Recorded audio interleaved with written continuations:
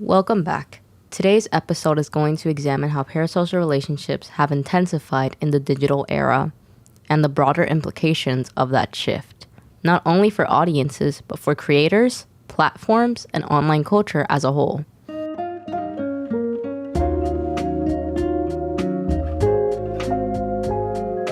Parasocial relationships are not new, but their scale and intensity have changed significantly. In traditional media environments, audiences engaged with actors, news anchors, or musicians through limited channels. Interaction was minimal, and the distinction between public figure and audience was clear. Viewers consumed content at specific times through structured formats with little opportunity for direct feedback or engagement. Digital media has disrupted that structure. Today, creators are not only visible, they are accessible. They respond to comments, host live streams, and share personal moments in real time. This creates what is often described as perceived intimacy. Perceived intimacy refers to the feeling of closeness without actual mutual interaction. Even small actions, such as replying to a comment, liking a post, or acknowledging an audience member during a live stream, can reinforce this sense of connection. One way to better understand this is to compare parasocial relationships to everyday social cues. In face-to-face interaction, eye contact, tone of voice, and responsiveness signals attention and care. Digital platforms stimulate these cues in subtle ways. When a creator looks directly into the camera and addresses the audience as you or speaks in a conversational tone, it mirrors one-on-one communication. Even though the interaction is one-to-many, it feels one-to-one. This effect is intensified by the use of informal language. Creators often speak casually, share unfiltered thoughts, and present themselves in familiar environments. Bedrooms, kitchens, or personal workspaces. These choices reduce perceived distance. As a result, audience may interpret content not as performance, but as genuine interaction. And that distinction is crucial, because when something feels like interaction, it is more likely to carry emotional weight. One major driving this shift is the normalization of personal content. Creators frequently share their daily routines, their emotional experiences, their private challenges, and their behind-the-scene moments. This type of content reduces the distance between creator and audience. Instead of appearing as distant figures, creators become relatable and familiar. In many cases, audiences are not just watching content, they are following a person's life over time. This continuity strengthens the sense of connection. Viewers witness growth, setbacks, changes in relationships, and personal milestones. Over time, this creates a narrative. And when audiences follow that narrative consistently, they begin to feel emotionally invested in its outcome. However, this familiarity can blur boundaries.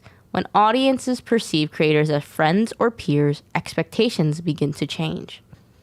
For example, there may be an expectation of consistent updates, emotional transparency, direct engagement.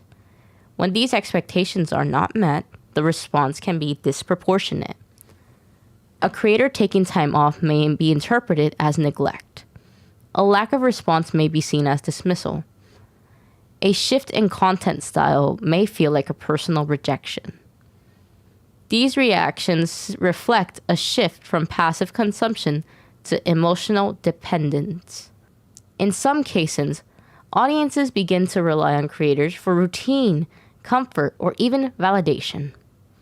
When that source becomes inconsistent, the emotional responses can be significant. Another important aspect is the role of platform design.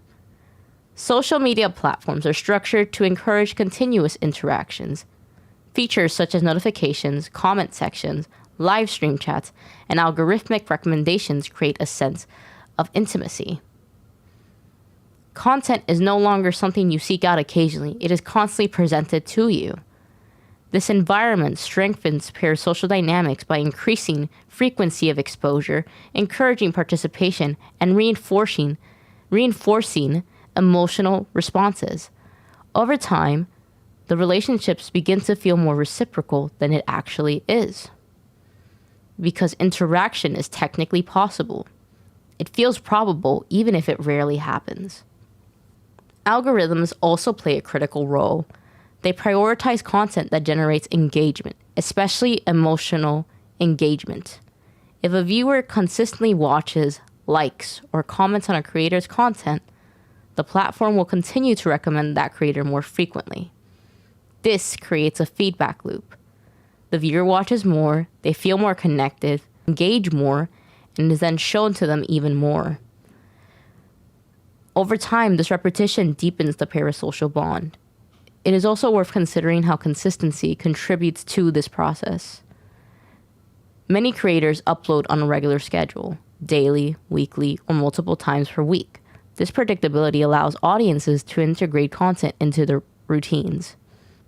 Watching a creator can become part of a daily habit, similar to checking messages or scrolling through social media. Over time, this routine can create a sense of stability. The creator becomes a constant presence even though the relationship is not mutual. This can be especially significant during periods of uncertainty or isolation. In those moments, familiar content and familiar personalities can provide a sense of structure and comfort. However, that same consistency can also reinforce dependency. When content becomes part of a routine, its absence becomes more noticeable. And when absence is noticeable, it can feel personal, even when it is not intended that way. There is also an economic dimension. For many creators, audience engagement directly impacts income. Higher engagement leads to greater visibility, sponsorship opportunities, and platform growth. As a result, some creators intentionally cultivate closeness. This may include addressing the audience as a collective group, sharing personal stories to build trust, encouraging ongoing interaction, and creating inside jokes or recurring community references.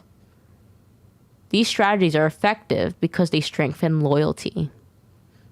An audience that feels emotionally connected is more likely to continue watching, support financially, and defend the creator publicly. However, these practices also raise ethical questions. At what point does audience engagement become emotional manipulation? This question becomes more complex when considering that many creators are not operating with harmful intent. In most cases, strategies that build connections are also strategies that build community. Sharing personal experiences can make audience feel seen. Responding to comments can make people feel acknowledged. Creating recurring themes or inside jokes can create a sense of belonging. These outcomes are not inherently negative. The challenge lies in the overlap between authenticity and performance. When personal disclosure becomes part of a content strategy, it exists in a dual role. It is both genuine expression and a form of engagement. For audiences, distinguishing between those roles is not always easy. And for creators, maintaining that balance over time can become difficult, especially when their success depends on remaining relatable, present, and emotionally accessible. It is important to note that not all creators approach this in the same way. Some actively set boundaries and maintain a clear distinction between personal and public life. They may limit what they share, avoid discussing certain topics, or reduce direct interaction. Others adopt a more open approach, sharing extensively and engaging frequently. Some may even build their entire platform around accessibility and emotional openness. The impact on audiences varies depending on these choices. Stronger openness often leads to stronger attachment, but also greater risk of overinvestment. The risk of intensified parasocial relationships exists beyond individual interactions. In some cases, they can influence group behavior. Online communities built around creators may reinforce shared beliefs, amplify emotional reactions, and encourage collective responses. These communities can become highly unified. Group identity plays a significant role in this dynamic. Audience often develop a shared language, references, and norms based on the creator they follow. This can create a sense of belonging that extends beyond the individual relationship with the creator. It becomes a collective experience. However, strong group identity can also reduce critical distance. When individuals feel connected to a group, they may be less likely to question its perspectives or behaviors. This can lead to environments where certain viewpoints are reinforced rather than challenged. In these cases, parasocial relationships are not only shaping individual perception, but also influencing how groups think and respond. If a creator is criticized, the audience may respond defensively. If a creator expresses an opinion, the audience may adopt or reinforce that perspective. In more extreme cases, this can lead to harassment, cancel campaigns, or intense public backlash, either in support or against the creator. These dynamics highlight how parasocial relationships can move from an individual experience to collective culture. Community spaces also intensify emotional responses. When individuals share similar feelings, whether positive or negative, they validate each other. This can make reactions feel more justified, more urgent, and more widespread than they might be on an individual level. As a result, emotions are not only experienced, they are amplified. There are also psychological risks. Extensive reliance on parasocial connections can reduce investments in real-world relationships. It may also create unrealistic expectations for communication and emotional availability. For example, a creator may appear consistently supportive, engaging, and emotionally present, but this is part of a curated performance, not a reciprocal relationship. In real life, relationships require mutual effort, boundaries, and compromise. When parasocial dynamics shape expectations, real-world interactions may feel less satisfying by comparison.